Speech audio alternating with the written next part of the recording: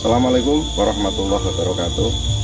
Pada saat ini saya berada di Desa Duren Sawit, Kecamatan Kayen, Kabupaten Pati. Saya sedang berada di lokasi di mana pada zaman dulu terjadi yaitu peristiwa Andumaris yang dilakukan oleh Saridin Syekh Jangkung bersama saudaranya Nyai Branjung. Di tempat ini adalah lokasi dulu tempat duren yang jumlahnya ada 2 batang, di mana pada saat itu ada kesepakatan kalau pada siang hari durian jatuh nanti menjadi milik kakaknya yang saat itu dijaga oleh iparnya yang bernama Branjung. Kemudian kalau pada malam hari durian jatuh pada malam hari, maka durian itu menjadi miliknya Saridin Syekh Jangkung. Tetapi apa yang terjadi yaitu ketika pada suatu saat durian itu jatuh pada malam hari, durian itu diambil oleh seekor macan. Tanpa pikir panjang, Syekh Jangkung membunuh macan itu, dan macan itu ternyata adalah Branjung, kakak iparnya. Syekh Jangkung adalah putra Ki Ageng Pengkiringan atau Abdullah Asik dengan ibu Nyai Ageng Dewi Limaran. Ada beberapa versi mengenai siapa orang tua Syekh Jangkung. Ada yang menyebutkan bahwa Syekh Jangkung adalah putra Sunan Muria, dan ada juga yang menyebutkan bahwa Syekh Jangkung adalah putra Ki Ageng Kiringan.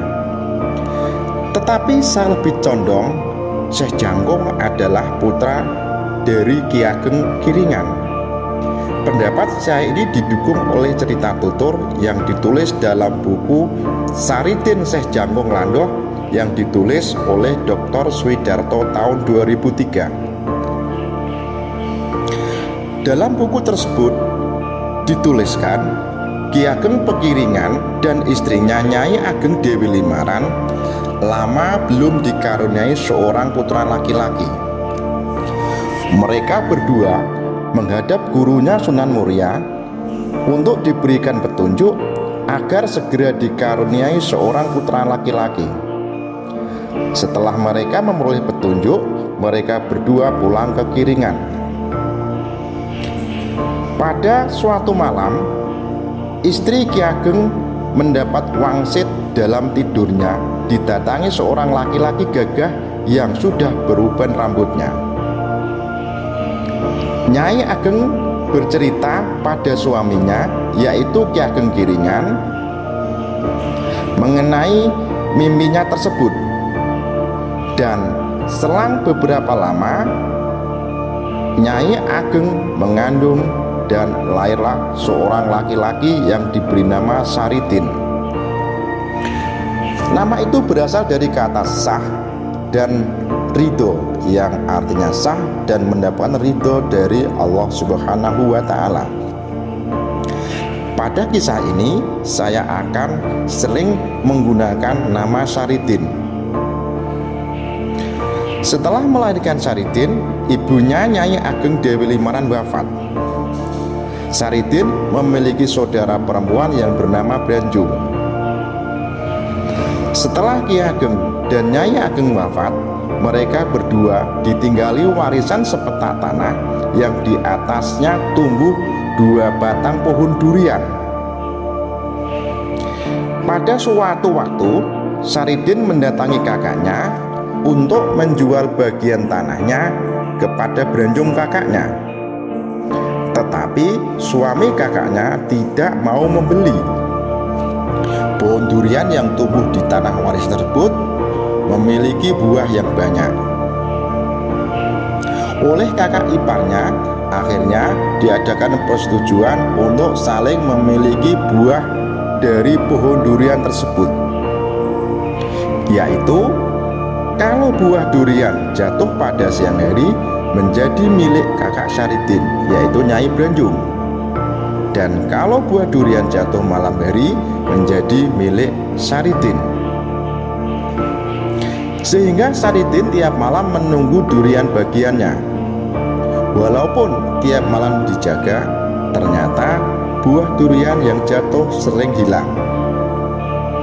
Pada suatu malam saat berjaga durian, Saridin mendapati durian jatuh. Tetapi saat durian akan diambil, tiba-tiba dikejutkan oleh seekor harimau besar yang mengambil duriannya. Maka tanpa pikir panjang, Saridin menombak harimau tersebut. Setelah terkena tombak, harimau tersebut mengaduh kesakitan. Dan setelah dilihat Saridin, ternyata harimau tersebut adalah kakak iparnya. Kejadian ini membuat geger warga, dan akhirnya Saridin dilaporkan ke Bupati Pati oleh Kepala Desa Miono. Walhasil Saridin diadili dan dihukum penjara. Ketika akan dipenjara, Saridin bertanya kepada Bupati Pati, apakah diperbolehkan pulang ketika dia menjalani hukuman? Bupati Pati menjawab, boleh asal bisa. Nah, dan Saridin pun pulang menemui istrinya, yaitu ibunya Momok. Tetapi sesampai di rumah, Saridin kaget karena kepala desa yang melaporkan dirinya ternyata merayu istri. Melihat kedatangan Saridin, kepala desa Miono juga kaget dan lari karena merasa bersalah. Kedatangan Saridin ke Miono dilaporkan lagi oleh kepala desa kepada Bupati Pati. Saridin yang harusnya berada di dalam penjara, tetapi mengapa bisa pulang menemui istrinya? Saat kepala desa melaporkan Saridin kepada Bupati Pati mengenai kepulangannya, Saridin sudah berada di dalam penjara lagi. Kejadian ini membuat kepala desa terkejut. Tetapi dia tetap melaporkan Saridin ke Bupati. Bupati marah kepada kepala desa Miono karena Saridin ternyata masih di dalam penjara.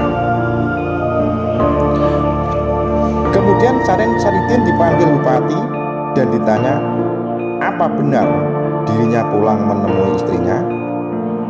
Saridin menjawab benar, karena telah diizinkan oleh Bupati, yaitu saat akan dimasukkan dalam penjara.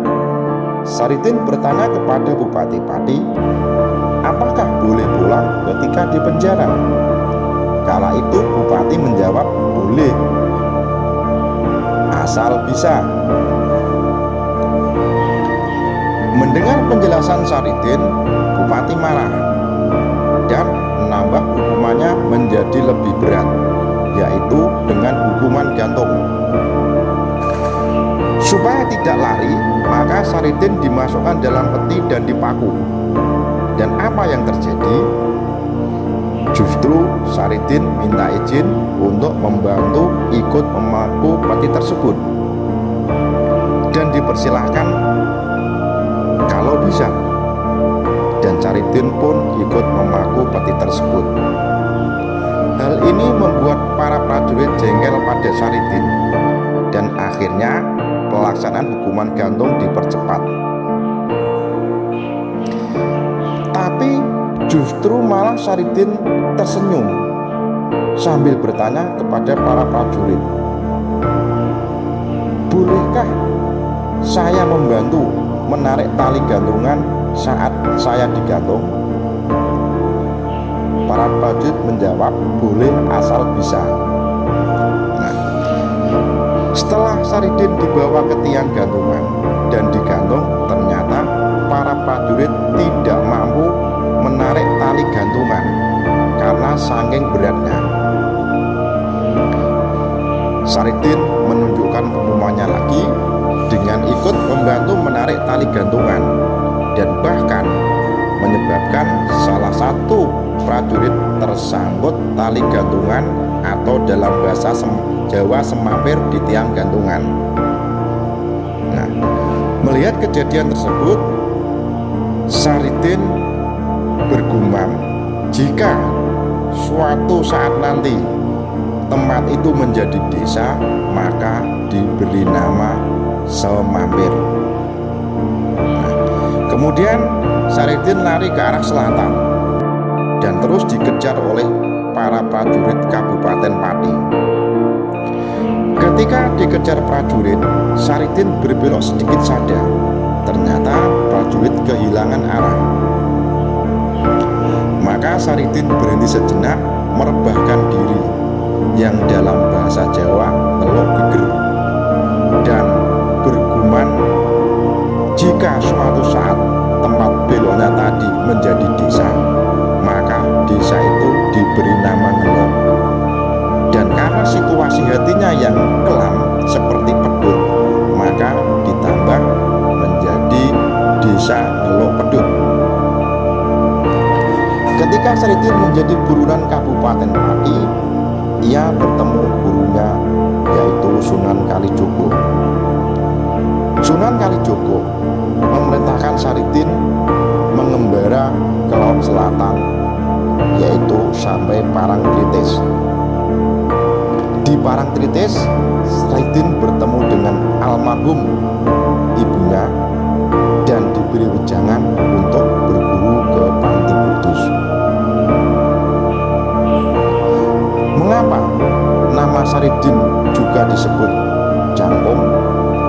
Nama ini adalah pemberian gurunya Sunan Kalijogo, yang artinya dijaga dan dijangkung oleh gurunya. Demikian kisah ini dituturkan, semoga memberi wawasan kepada kita tentang kisah Sejak, salah seorang wali yang dimakamkan di Dukuh Landoh, Desa Kayen, Kabupaten Pati. Wassalam.